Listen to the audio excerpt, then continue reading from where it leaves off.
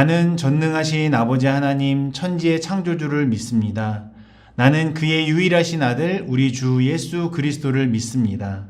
그는 성령으로 잉태되어 동정녀 마리아에게서 나시고 본디오 빌라도에게 고난을 받아 십자가에 못 박혀 죽으시고 장사된 지 사흘 만에 죽은 자 가운데서 다시 살아나셨으며 하늘에 오르시어 전능하신 아버지 하나님 우편에 앉아 계시다가 거기로부터 살아있는 자와 죽은 자를 심판하러 오십니다. 나는 성령을 믿으며 거룩한 공교회와 성도의 교제와 죄를 용서받는 것과 몸의 부활과 영생을 믿습니다. 아멘.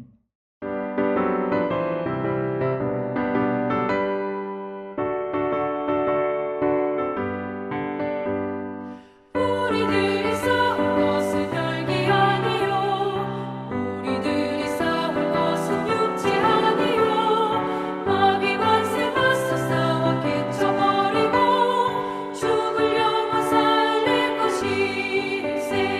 한 마음으로 힘써 나가세. 한 마음으로 힘써 싸우세. 악한 마음의 군사들과 힘써 싸워서 승전보를 울리기까지. 우리들의 입은 갑옷 쇠가 아니요 우리들의 가진 검은 강철 아니요 하나님께 받아가진 평화의 복음 거룩하신 말씀이로다. 한 마음으로 힘써 나가세. 한 마음으로 힘써 싸우세. 악한 마귀 군사들과 힘써 싸워서 승전보를 울리기까지.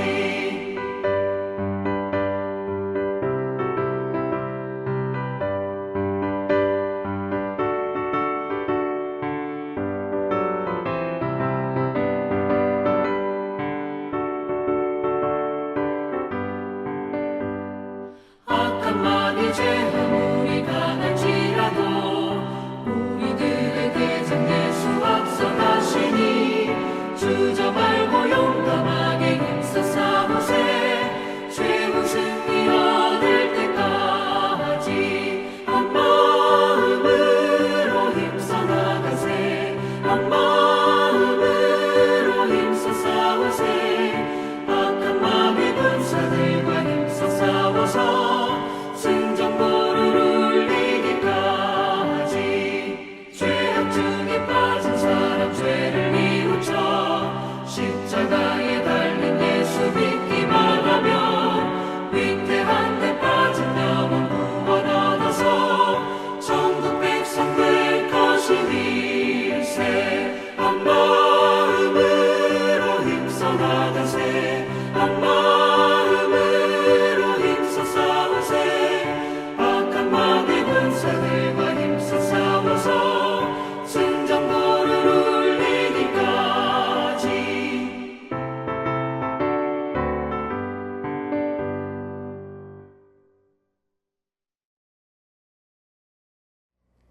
할렐루야. 오늘 이 아침 우리에게 주시는 하나님 말씀은 고린도후서 10장 1절에서 8절입니다. 고린도후서 10장 1절에서 8절 말씀입니다. 우리 한 목소리로 같이 읽도록 하겠습니다. 너희를 대면하면 유순하고 떠나 있으면 너희에 대하여 담대한 나 바울은 이제 그리스도의 온유와 관용으로 친히 너희를 권하고 또한 우리를 육신에 따라 행하는 자로 여기는 자들에 대하여 내가 담대히 대하는 것 같이 너희와 함께 있을 때에 나로 하여금 이 담대한 태도로 대하지 않게 하기를 구하노라. 우리가 육신으로 행하나 육신에 따라 싸우지 아니하노니 우리의 싸우는 무기는 육신에 속한 것이 아니요 오직 어떤 견고한 진도 무너뜨리는 하나님의 능력이라. 모든 이론을 무너뜨리며 하나님 아는 것을 대적하여 높아진 것을 다 무너뜨리고 모든 생각을 사로잡아 그리스도에게 복종하게 하니 너희의 복종이 온전하게 될 때에 모든 복종하지 않는 것을 벌하려고 준비하는 중에 있노라. 너희는 외모만 보는도다. 만일 사람이 자기가 그리스도에게 속한 줄을 믿을진대 자기가 그리스도에게 속한 것 같이 우리도 그러한 줄을 자기 속으로 다시 생각할 것이라. 주께서 주신 권세는 너희를 무너뜨리려고 하신 것이 아니요 세우려고 하신 것이니 내가 이에 대하여 지나치게 자랑하여도 부끄럽지 아니하리라. 아멘. 우리 주님의 말씀입니다. 자, 오늘은 우리 고린도후서 10장 말씀을 보면서요, 참아줄 때 좀 잘해라 라는 제목으로 함께 은혜를 나누려고 합니다. 이 고린도후서 10장은요, 사실은 그 영적 싸움을 할 때 가장 많이 인용되는 그 말씀, 4절 말씀, 그것으로 유명한 본문인데요. 4절에 우리의 싸우는 무기는 육신에 속한 것이 아니요 오직 어떤 견고한 진도 무너뜨리는 하나님의 능력이라. 아멘이시죠? 아멘입니다. 아멘. 구구절절 맞는 말씀이고 영적 투쟁에 대한 진리를 깨닫게 하는 굉장히 중요한 말씀입니다. 그런데 이 말씀이, 이 구절이 어떤 배경에서 어떤 백그라운드로 나왔는지 그런 상황을 의외로 모르시는 경우가 많습니다. 사실 오늘 우리가 읽은 이 고린도후서 10장의 배경이라는 것은 고린도후서 전체를 마무리하면서 바울 사도가 이제 자신을 깎아내리려는 그 대적들이 있지 않습니까? 그 이단들에 대하여 현혹되지 말라라고 고린도 교회에게 자신의 사도권을 변호하면서 마무리하는 그 이제 4장 중에 첫 장입니다. 다시 말해서 이 고린도서 전체가 3가지 내용으로 이제 권면을 하는 건데요. 첫 번째로는 그 자기가 고린도 교회를 자랑스러워한다. 그것에 대한 애정과 칭찬을 하고, 또 두 번째로 성령의 사역을 통해 너희가 위로받기를 원한다. 그리고 세 번째로 회개와 연보를 통해서 믿음의 실천을 해라. 이렇게 3가지 정도를 이제 고린도 후서 앞에 쭉 얘기하고 9장까지 쭉 얘기하고 그 내용을 마무리하면서 이 10장에서 자신의 그 사도권, 자기 자신에 대한 변호로 이 편지를 마무리한다는 거예요. 이 말씀은 무슨 말씀이냐면 그 앞에 말했던 그 모든 말이 그냥 개인 사도 바울의 말이 아니라 그리스도의 사도의 자격으로 하나님의 메신저로서 주신 말씀이라는 것을 강조하고 있다는 것이죠.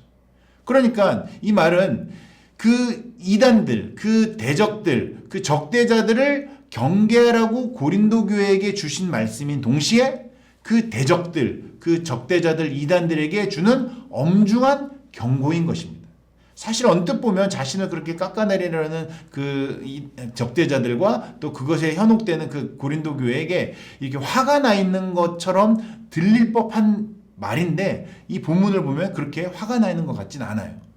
지금 바울이 그 대적자들에게 휘둘리지 말라고 막 강력하게 얘기하고 있지만 이 사실은 어금니를 꽉 깨물고 아주 조근조근 아주 부드럽게 이야기하고 있다는 사실을 우리가 알아야 될 것입니다. 그러니까 굉장히 강력한 말씀인데 분위기는 그렇게 강력하지 않는 것처럼 느껴진다는 거예요. 요즘 이제 유행하는 그 드라마 더 글로리라고 아시는지 모르겠는데 거기에 나오는 그 유명한 대사 있잖아요. 제발 우리 정신 차리고 좀 잘해보자 연진아. 고린도 교회야. 뭐 이런 거죠. 나 지금 되게 신나. 지금 나 되게 신나 라고 말하는데 요즘 말로 요즘 애들 말로 이제 후덜덜 지금 되게 신난 게 아니에요. 지금 엄청난 경고, 엄청난 지금 복수극이 시작되고 있는데 분위기가 심상치 않다는 것이죠. 근데 말투는 우리가 그것을 감지하기가 조금 애매한 것 같아요. 근데 10장 1절 한번 보시죠. 1절부터가 사실은 심상치 않은 말을 하고 있어요. 1절 너희를 대면하면 유순하고 떠나 있으면 너희에 대하여 담대한 나 바울은. 그러니까 2가지 면이 있는 거예요.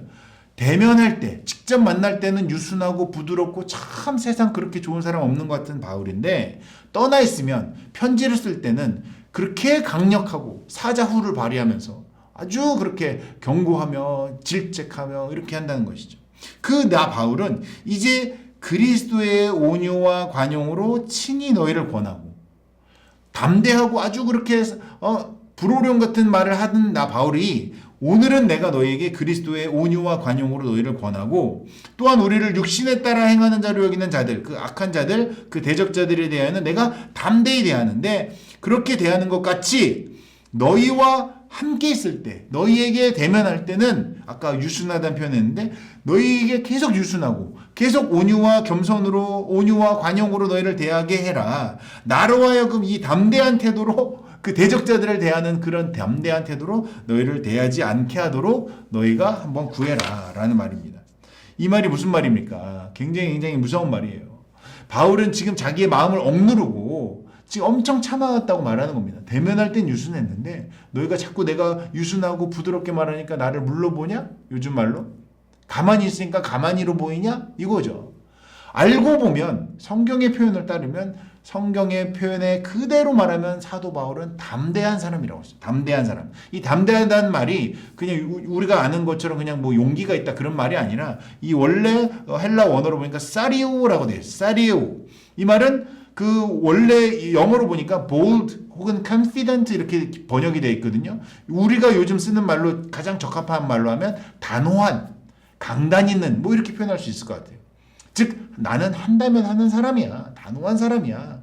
나는 단호박이야. 뭐 이런 거죠. 이 말이 무슨 말이냐면 나 원래 한다면 하는 사람인데 너희를 대해서 내가 유순하게 그리스도의 온유와 겸손으로 온유와 관용으로 내가 너희를 친히 권한다.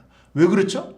왜 이렇게 담대하고 단호한 사람이 왜 이렇게 그리스도의 온유와 관용으로 권하죠? 왜냐하면 고린도 교인들이 연약하니까. 권면하고 달래주느라 참고 기다려주느라 일부러 바울이 그렇게 한다는 것을 지금 설명하고 있는 것이죠. 정반대로 그 교인들, 연약한 교인들이 아니라 대적자들, 이단들, 교회를 무너뜨리려는 그 사단의 앞잡이들에게는 뭐라고 말하냐면 그 교회의 대적자요 그리스도의 대적자인 이들에게는 아주 날선반응으로 2절에 육신에 따라 행하는 자로 우리를 여기는 자들. 그러니까 우리가 사도가 아니고 내가 그냥 평범한 사람, 그렇게 그냥 육신을 쫓는 그냥 보통 사람이라고 나를 비난하는 자들에 대하여는 내가 담대히 대한다. 그들에게는 단호히 대한다. 이렇게 말하는 것이죠. 재밌는 거는 바울 사도가 이 고린도 교인들에게 대할 때 너희가 나와 함께 있을 때 내가 그 대적자들이 하는 것처럼 담대하게 단호하게 하지 않도록 너희 좀 잘해라. 제발 좀 너희 내가 참아줄 때 좀 잘해라. 이렇게 얘기하고 있다는 것이죠. 이 말이 무슨 말이냐면 이 뒤에 이제 10절의 말씀이 나오는데요. 10절에 그 대적자들이 바울을 어떻게 모함하고 어떻게 깎아내렸냐면요. 10절 한번 보시죠. 그들의 말이 대적자들의 말이 그의 편지, 그러니까 바울의 편지들은 무게가 있고 힘이 있으나 편지를 쓸 때는 아주 그렇게 막 강력하게 경고하고 그러는데 그가 바울이 몸으로 대할 때는 약하고 그 말도 시원하지 않다라고 했다는 것이죠. 즉 바울이 유순하게 대하고 그리스도의 온유와 관용으로 대하는 것을 시원하지도 않고 몸도 약하고 그 사람 별로야. 편지나 그렇게 말하지. 요즘 말로 방구석 여포지. 아우 의미 없어. 이렇게 말하는 거죠. 바울이 편지로 그렇게 어미꾸짖을 때랑 직접 만났을 때 유순한 거는 이 고린도 교인들을 이해하고 권면하고 격려하려고 그러는 것이지 오히려 이것을 가지고 약점 잡아서 대적자들이 비난하고 있다는 것입니다. 우리는 여기서 아주 중요한 사실 하나를 배우게 되는데요. 그것은 바로 믿음이 연약한 사람들을 대할 때 그저 무조건적으로 강하게 대하고 무조건적으로 스파르타식으로 그렇게 교육해야 되는 것이 아니라 오늘 성경의 표현으로 따지면 사리오, 담대하게 대해서는 안 된다는 것이죠. 동시에 뒤집어서 생각하면 우리가 그렇게 부드럽게 대해주는 우리의 어떤 부모님, 우리의 선배들, 리더들, 샘터지기 또는 우리의 어떻게 보면 목사님들 이렇게 조용히 부탁하고 조용히 권하고 부드럽게 대해주는 것이 꼭 그분들이 성격이 순둥순둥해서 그런 것만은 아니라는 것을 우리가 기억해야 된다는 것이죠. 다 성경의 가르침을 따라서 바울의 가르침을 따라서 그렇게 하는 것임을 좀 우리가 기억해야 된다는 것이죠. 오늘 제목처럼 참아줄 때 좀 잘해라 이런 말씀입니다. 오늘의 1절의 표현에 따르면은 그리스도의 온유와 관용으로 그렇게 고린도 교인들을 대했다는 것이죠. 아무리 사도라고 아무리 내가 바울이라고 하나님의 심판을 막 직자적으로 내뱉고 막 계속적으로 막 경고하고 막 사람들을 막 무섭게 하고 이런 게 아니라 계속적으로 참고 인내하며 세워주려고 노력을 했다는 것이죠. 그것은 뭐 그 사도 바울이 혹은 그 사도가 그 사람의 성품이 그렇게 훌륭해서 그런 게 아닙니다. 오히려 하나님이 그렇게 훌륭하신 성품이고 하나님이 그렇게 참으시는 성품이기 때문에 우리도 그렇게밖에 할 수 없는 것이죠. 아마 잘 아시는 말씀이겠지만 베드로후서 3장 8절에서 10절에 아주 유명한 말씀 있지 않습니까? 사랑하는 자들아 주께는 하루가 천년 같고 천년이 하루 같다는 이 한 가지를 잊지 말라. 주의 약속은 어떤 이들이 더디다고 생각하는 것 같이 더딘 것이 아니라 오직 주께서는 너희를 대하여 오래 참으사 아무도 멸망하지 아니하고 다 회개하기에 이르기를 원하시느니라. 하나님의 심판이 있다고? 하나님이 살아있으면 이럴 수가 있다고? 이렇게 우리를 비난하고 우리를 조롱하는 자들, 그 사람들의 말을 듣지 마라. 하나님은 하루가 천년 같고 천년이 하루 같은 분이야.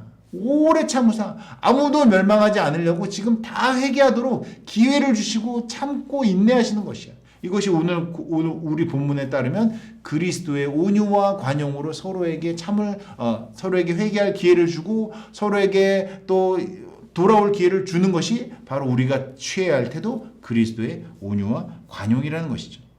그런데요, 어떤 사람들이 여기까지만 있고, 하나님 참 좋은 분이야. 그래, 그런 분이야라고 끝났는데, 아니에요. 그럼 큰일 납니다. 10절에, 그 바로 뒷절에 무슨 말이냐면, 하나님의 무시무시한 심판이 곧장 이어집니다. 10절에, 그러나 주의 날이 도둑같이 오리니, 그날에는 하늘이 큰 소리로 떠나가고, 물질이 뜨거운 불에 풀어지고, 땅과 그 중에 있는 모든 일이 드러나리로다. 이 말은 무슨 말입니까? 하나님이 하루가 천년 같고, 천년이 하루같이 기다리고, 회개할 기회를 주시고 그 사람들이 돌아오도록 그렇게 인내하시지만 어느 날 되면 그 인내가 다 다르게 되면 어느 날에는 그렇게 무서운 심판이 정말로 뜨거운 불에 풀어지는 것처럼 세상에 있는 모든 일이 드러나는 그날이 오게 된다는 것입니다. 우리 하나님 아버지께서 길이 참으시고 계시는 분이지만 그것을 우리가 알고 있어야 되지만 11절의 말씀처럼 우리가 거룩한 행실과 경건함으로 하나님의 날이 속히 오기를 바라보고 간절히 사모해야 한다는 것도 우리의 태도에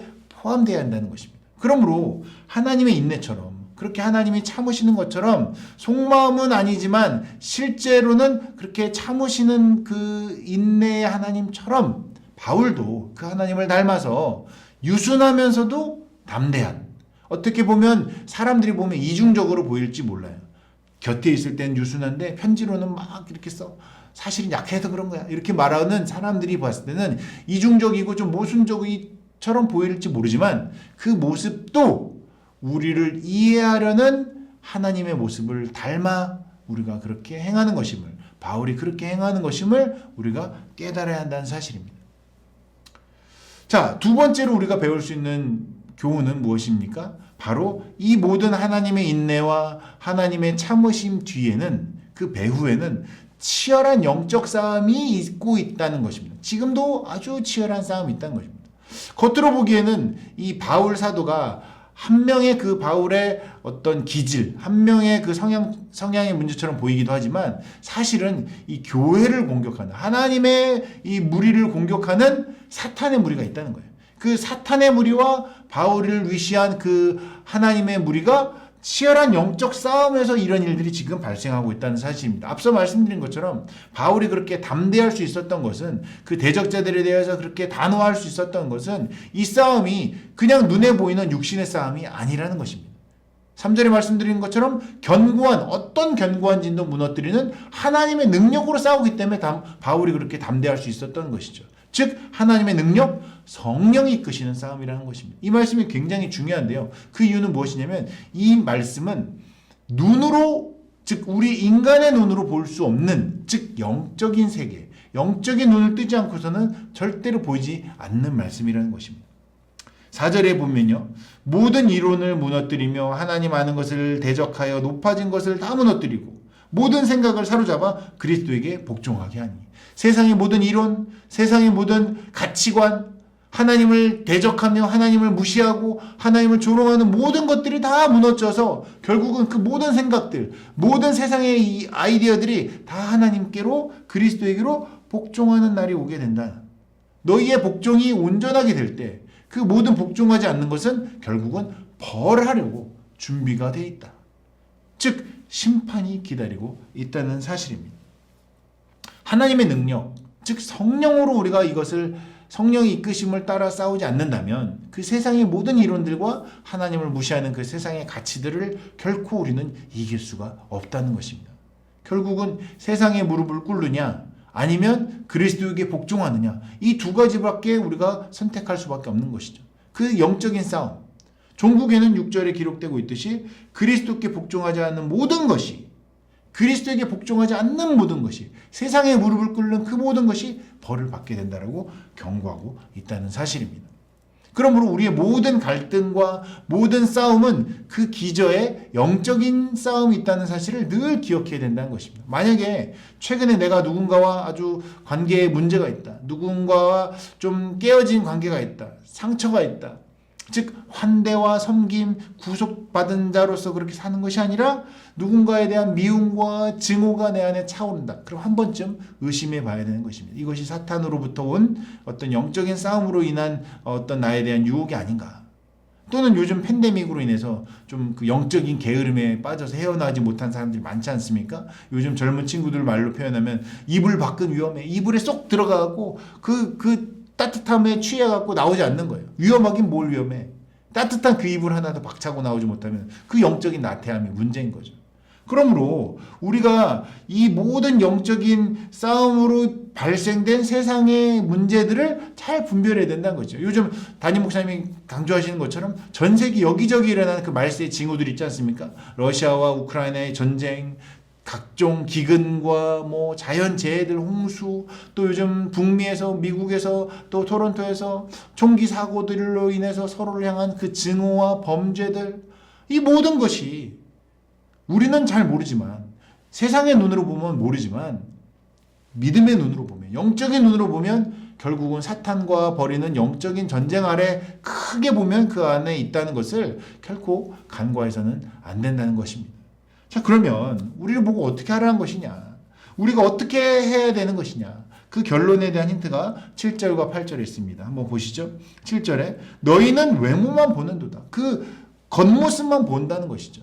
외모만 보지 말고 만일 사람이 자기가 그리스도에게 속한 줄을 믿을진데 자기가 그리스도에게 속한 것 같이 우리도 그러한 줄을 자기 속으로 다시 생각할 것이라. 그러니까 내가 그리스도에게 속한, 즉 구속받은 사람이라면, 내가 하나님의 그 피를 주고 값 주고 산 사람이라면, 내가 진정한 그리스도인이라면, 내가 주님께 속한 자라면 그 속한 그 내 소속감, 나를 구원하신 그 그리스도의 사람으로 그리스도인답게 살도록 노력하고 그것을 항상 기억하라는 것이죠. 8절, 주께서 주신 권세는 너희를 무너뜨리려고 하신 것이 아니요 세우려고 하신 것이니. 나 바울에게 하나님이 내게 주신 권세는 너희를 무너뜨리고 너희를 심판하고 너희를 혼내려고 하는 것이 아니라 세워주려고 하신 것이 나에게 주신 사명이고 내게 주신 하나님의 권세다. 내가 이것에 대하여 지나치게 자랑한 것이 부끄럽지가 않다. 이 말이 무슨 말입니까? 우리의 행할 바는, 결국 우리가 행해야 될 것은 우리가 그리스도에게 속한 바를 잊지 말고 그리스도인답게 우리에게 주어진 그 권세를, 그 사명을 각각의 삶의 자리에서 자신의 역할을 최선을 다해서 영적인 싸움을 계속적으로 해나가야 한다는 것이죠. 특히 이 8절에 말하고 있는 것처럼 바울이 이 그 고린도 교회에게 주신 그 바울의 사명은 무너뜨리는 것이 아니라는 거예요. 심판하려는 것이 아니라는 거예요. 심판과 징계가 최선이 아니라 오히려 바울이 주께 받은 소명은 이 연약한 고린도 교인들을 세우게 하신다는 것이죠.